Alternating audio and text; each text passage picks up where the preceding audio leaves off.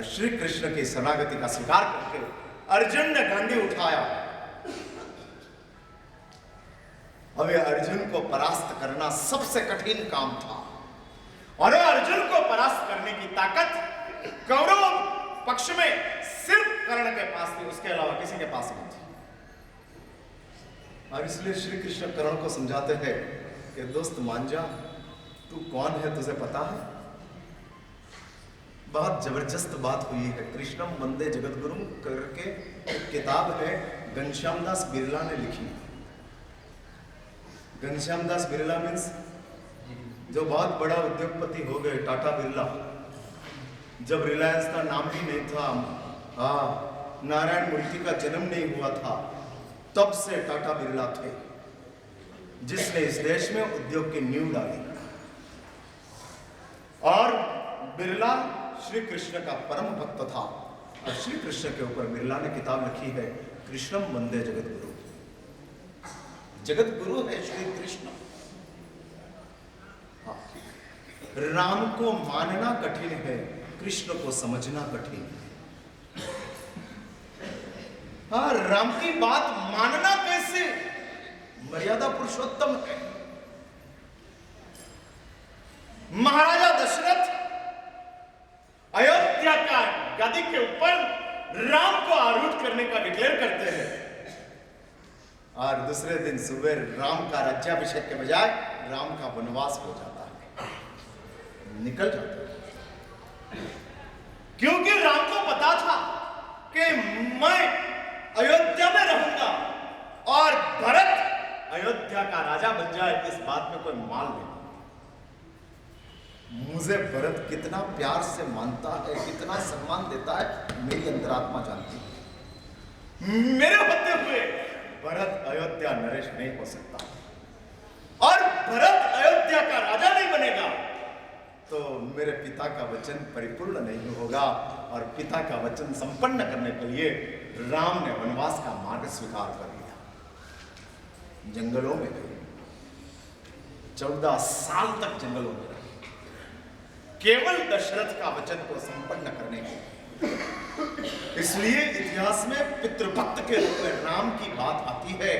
पिता का भक्त था, पिता का एक वचन के लिए चला गया, जंगलों में चला गया और वनवास का स्वीकार कर लिया। वो राम है, इसलिए राम को मानना कठिन है और श्री कृष्ण को समझना कठिन है। कैसे समझ सके? कैसे श्री कृष्ण को समझिए? और समझना दुष्कर है। और श्री कृष्ण को समझने के लिए हमको बहुत गहराई से सोचना पड़ेगा, तब जाकर श्री कृष्ण समझ में आते हैं। एक साइड के ऊपर श्री कृष्ण अर्जुन का रथ चलाते हैं और उसके पहले श्री कृष्ण ने उसके पहले क्या किया? इतिहास कहते हैं, कर्ण को समझाने के लिए श्री कृष्ण प्रयत्न करते हैं और कर्ण को समझाने के लिए श्री कृष्ण कहते हैं कि दोस्त तू कौन है, समझ पता है तेरे को?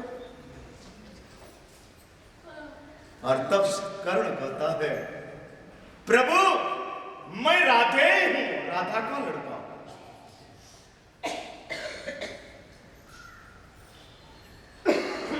हाँ, राधा का पुत्र हूं। और तब श्री कृष्ण घटस्फोट करते हैं। आज तक कर्ण को पता नहीं था।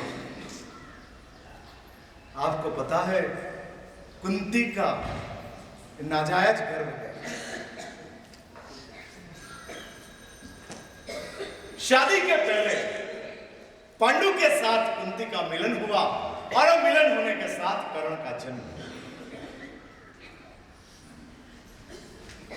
कुंती ने अपनी इज्जत को बचाने के लिए, अपनी प्रतिष्ठा को संभालने के लिए कर्ण को लकड़ी की पेटी में डालकर नदी में छोड़ दिया।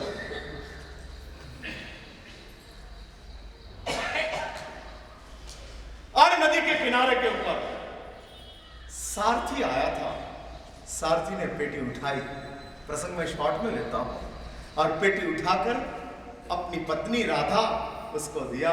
सालों से संतान नहीं था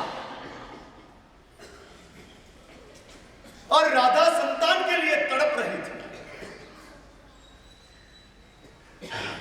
और तड़पती राधा के लिए ये पेटी दिया और पेटी में से बालक निकला। कान में कुंडल था, कुंती ने कुंडल कान में रखा था ताकि कल बेटा बड़ा हो जाए और बड़ा होने के बाद वापस मुझे मिले तो मैं कर्ण को पहचान सकूं। और इसलिए कर्ण के कान में कुंडल रखा था और इसलिए माता ने उस बेटे का नाम रख दिया कर्ण। कान में कुंडल है और नाम रख दिया कर्ण।